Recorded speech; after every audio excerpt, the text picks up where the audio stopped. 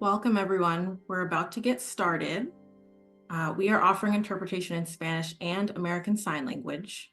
As a reminder, all attendees must select English or Spanish by clicking the globe icon at the bottom of your screen and selecting English or Spanish. ASL interpreters will be available on your screen at all times. And again, while you wait, please also feel free to introduce yourself in the chat. Bienvenidos a todos. El servicio comenzará en breve. Ofrecemos interpretación en español y ASL. Todos los asistentes deben de seleccionar inglés o español haciendo clic en el icono de globo en la parte inferior de la pantalla y seleccionando inglés o español. Los intérpretes de ASL estarán disponibles en su pantalla en todo momento. Mientras esperas, no dudes en presentarte en el chat.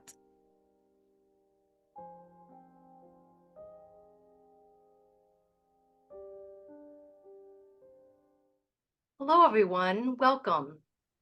I'm Jen Pollitt-Hill, and I have the pleasure of serving as the Executive Director of the Maryland Network Against Domestic Violence.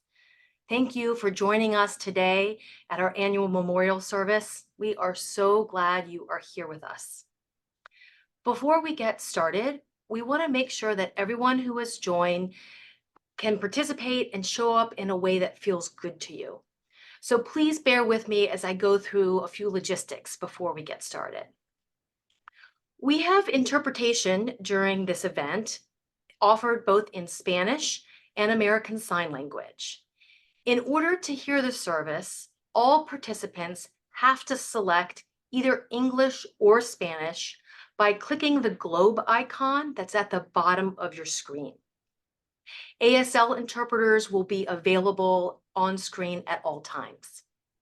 If you don't see the globe icon, especially if you're accessing this event through your phone, you can click on the three little dots at the bottom where it says More or the ellipsis, and you should see the globe icon or an option that's labeled Language Interpretation. From there, you can select Spanish or English. We also recommend selecting Mute Original Audio so you get a better experience. These instructions are also in the chat. This event is being recorded. The recording will be available on MNADV's website right after the event. We are also streaming live via Facebook. Those joining us via Facebook will not have access to Spanish interpretation or see who else is here on the Zoom link. This is a webinar style event, so participants can only see the speaker and the slides and the ASL interpreter. Participants are also muted and do not have the ability to unmute themselves. We have staff to monitor the chat, so we invite you to engage in discussions and interact with each other there. If you're having any technical difficulties, such as difficulty accessing interpreters, difficulty hearing the service, or other issues, please contact our tech support staff, Meredith, either via email, and her email will be in the chat, or by private message on the chat. And you can find her at Tech Support Meredith. So she will handle all of your technical needs there. And lastly, after the service, we have planned a healing circle.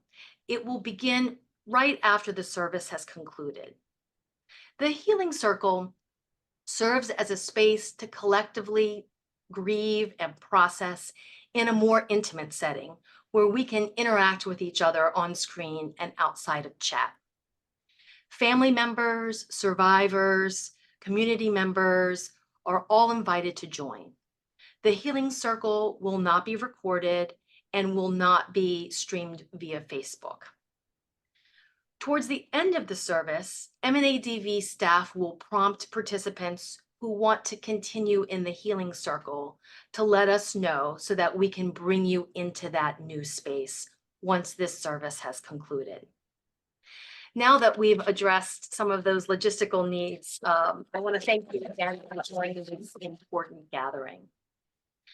Today marks the 36th year of uniting victim service providers, allied professionals, and concerned Marylanders to honor those whose lives have been lost in the past year due to intimate partner violence.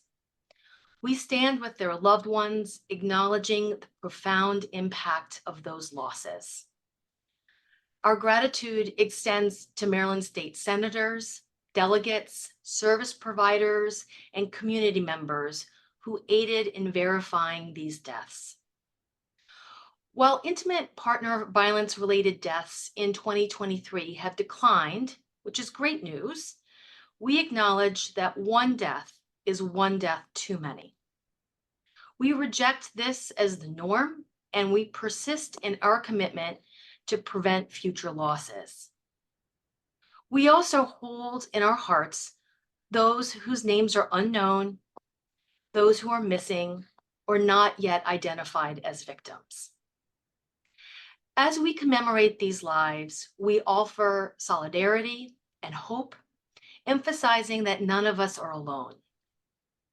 Today's service aims to inspire renewed commitment to eradicating intimate partner violence and its impact on our communities. Together, we can put an end to domestic violence deaths. The memorial service will begin now. We will start by sharing trends from the 2023 intimate partner violence-related fatalities in Maryland. We ask that you please take care of yourselves, as these numbers can be challenging to process. We invite you to breathe, take a break, connect with your support networks, and participate in any other self-care activities as you listen. Let us begin.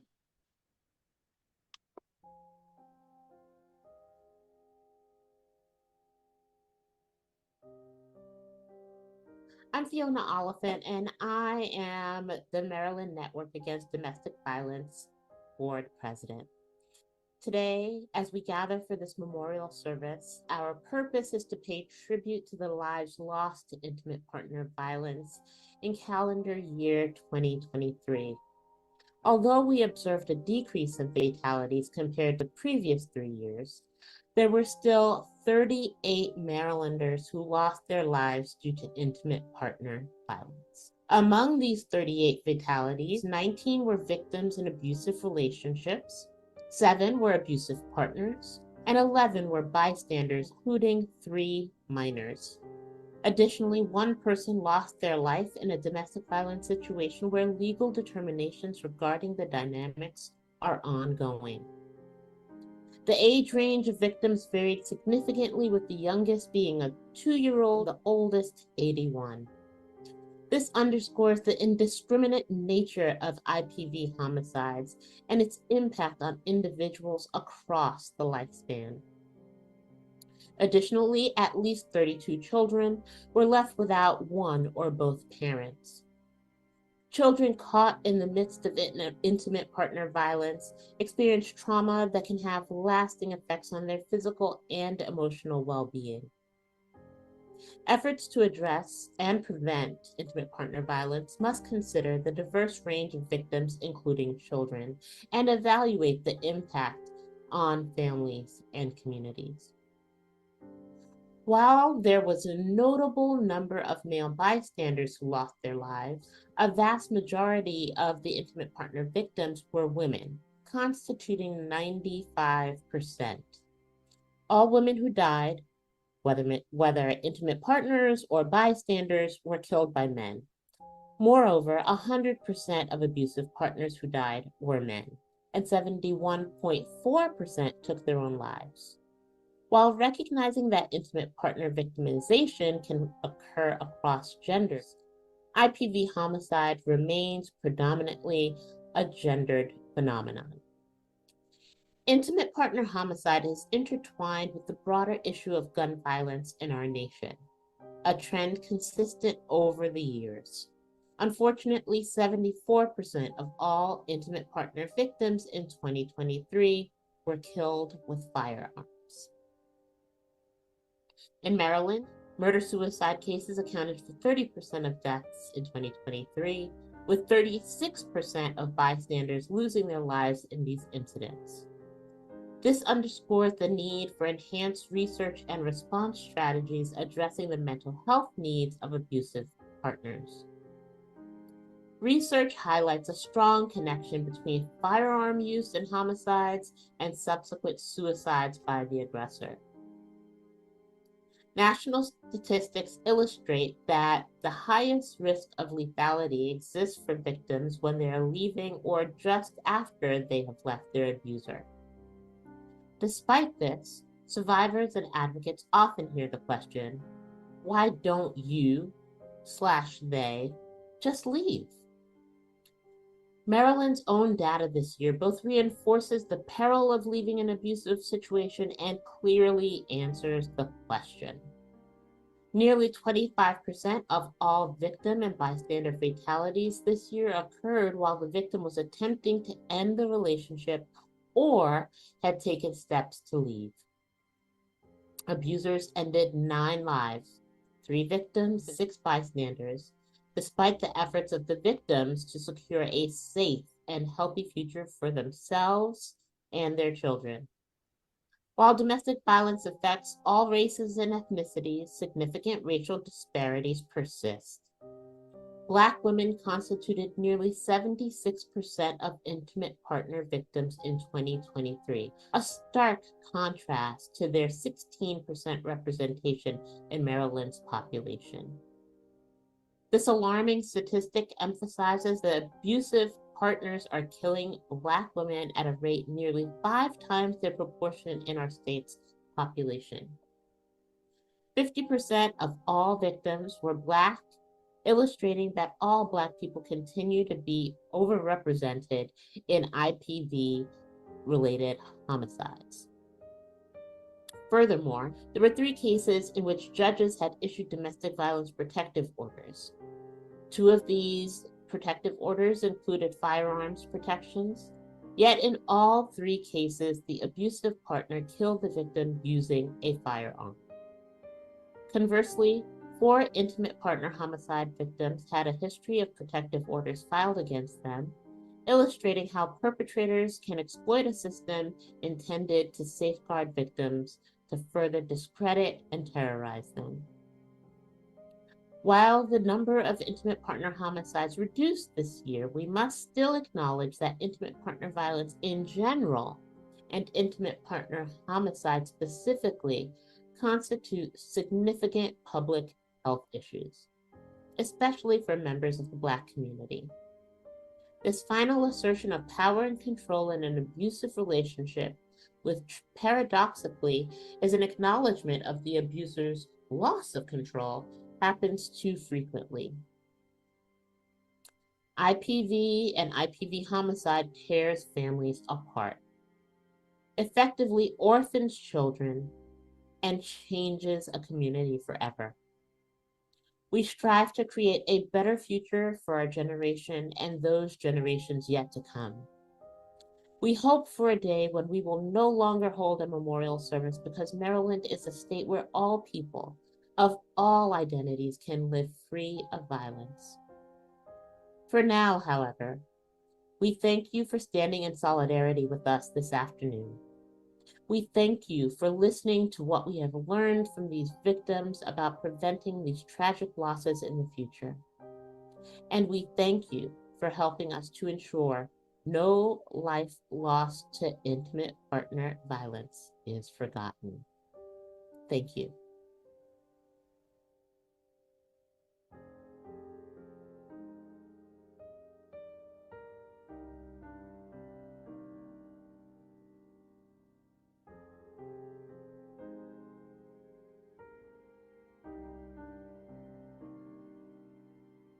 Sue Markham.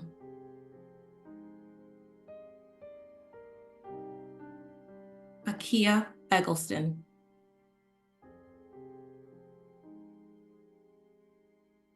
John Hickey.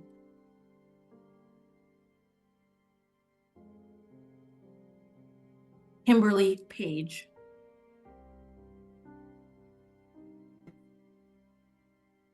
Brittany K. Donahue.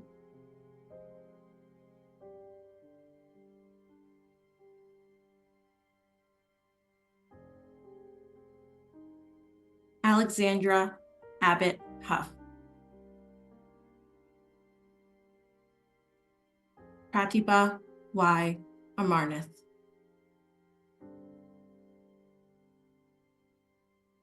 Hajina Marie Brown. Karen Faye Brown. Michael Birch Jr. Minor Galvez Juarez.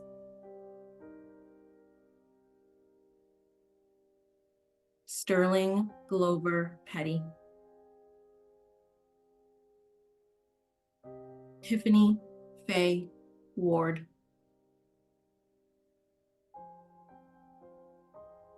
Jaward Hannah.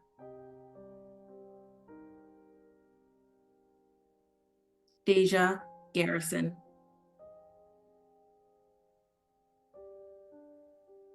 Lakeisha Wheeler.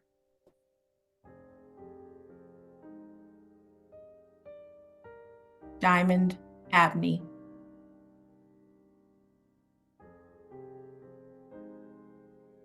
Candace Thompson.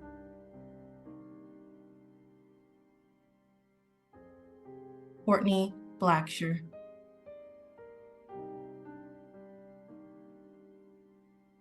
Marcus Whitehead.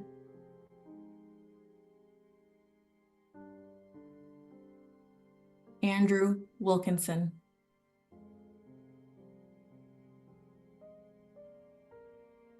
Teresha Pendarvis.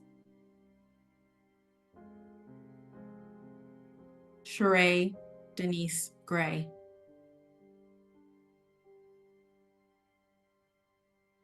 Jasmine Lakeisha Hicks.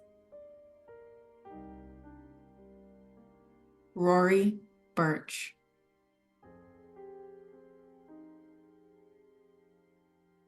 Juan Hill.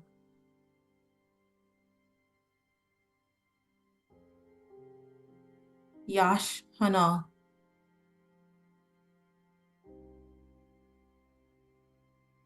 Keelan Yolibeth Chavez Dominguez. Michelle Antoinette Dudley. Monique Latrace Duncan. George Michael Petrulo.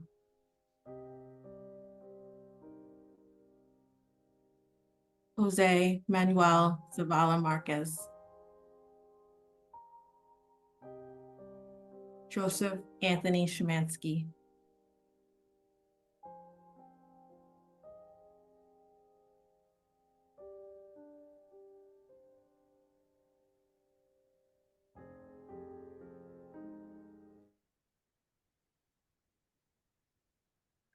Hi, everyone. As we come back together, I just want to take a brief moment. Let's hold a brief moment of pause to ground and center ourselves. I invite you all to just breathe deeply, stretch your body, and continue to take care of yourselves. If you are here with someone else, I encourage you to check in on your people as well. And as we take that moment, I'm going to read a poem by Amanda Gorman titled Good Grief. The origin of the word trauma is not just wound, but piercing or turning, as blades do when finding home. Grief commands its own grammar, structured by intimacy and imagination. We often say, we are beside ourselves with grief. We can't even imagine. This means anguish can call us to envision more than what we believed was carryable or even survivable. This is to say, there does exist a good grief. The hurt is how we know we are alive and awake. It clears us for all the exquisite, excruciating enormities to come. We are pierced new by the turning forward.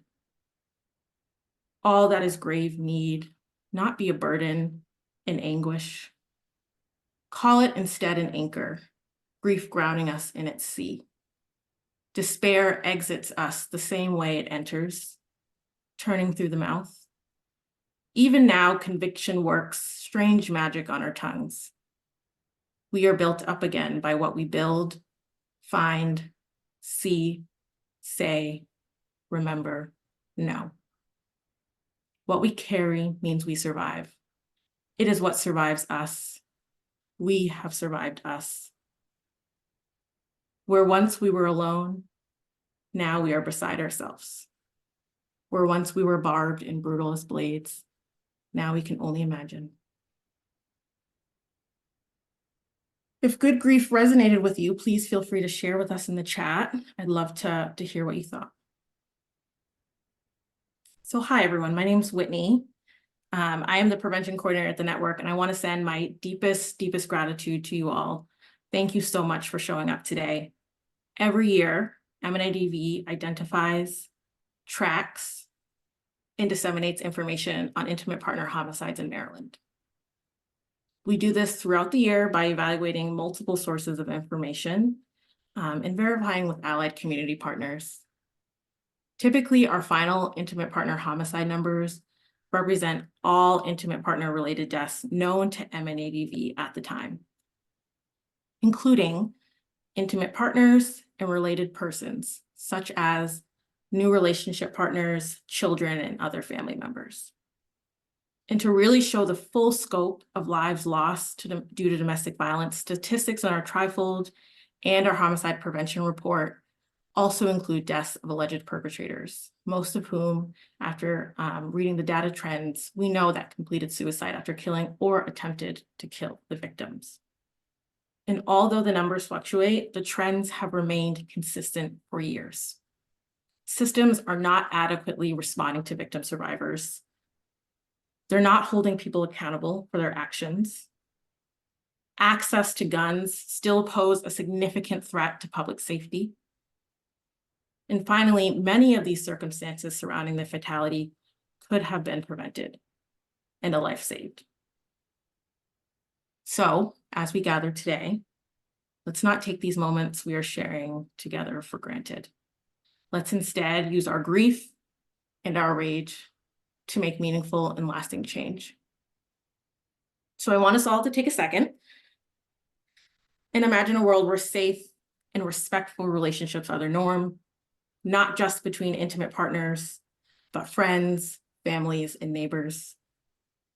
I believe that world is possible, and we have to act as if it's possible every day because people's lives depend on it. So what I hope you take away from today is a renewed commitment to ending domestic violence, knowing that you are not alone, and we do in fact have tools to prevent it. To start, I want to encourage y'all, head to MNADV's website, learn about our members who are actively supporting victim survivors of intimate partner violence daily and building efforts that focus on preventing violence as well. Learn about Maryland's lethality assessment program, which seeks to assess and respond to those experiencing intimate partner violence through lethality risk factors. Check out what is already happening in your community. What local programs are out there that are focusing on the response and prevention of violence? How can you get involved if you aren't already? And what gaps are you seeing in your communities? We truly all have a role to play in ending intimate partner violence and violence as a whole. Lastly, and I can't emphasize this enough, check in on your friends, your families, and your neighbors when and if you can. Y'all, we are ending a little bit early. This concludes our 36th annual memorial service. We'd like to take this time to thank those who made this memorial service possible. And for those joining us for the healing space after, we'd invite you to just stay on this call. That will begin shortly. And I just want to thank you so much for attending, for being here, for showing up, for engaging in the chat. Thank you to the interpreters, the attendees, and MNADV staff for making this event possible. In the chat, if you could please let us know if you plan to join us for the healing circle. MNADV staff will change your permissions on your settings, and that will allow you to unmute yourself, and it'll allow you to show your camera if you'd like. At this time, the live event is going to close. The recording will end in a second, and we thank you so much for your time. A follow-up email will be sent to registrants with materials mentioned throughout the service, as well as the survey. Thank you all so much. Take care.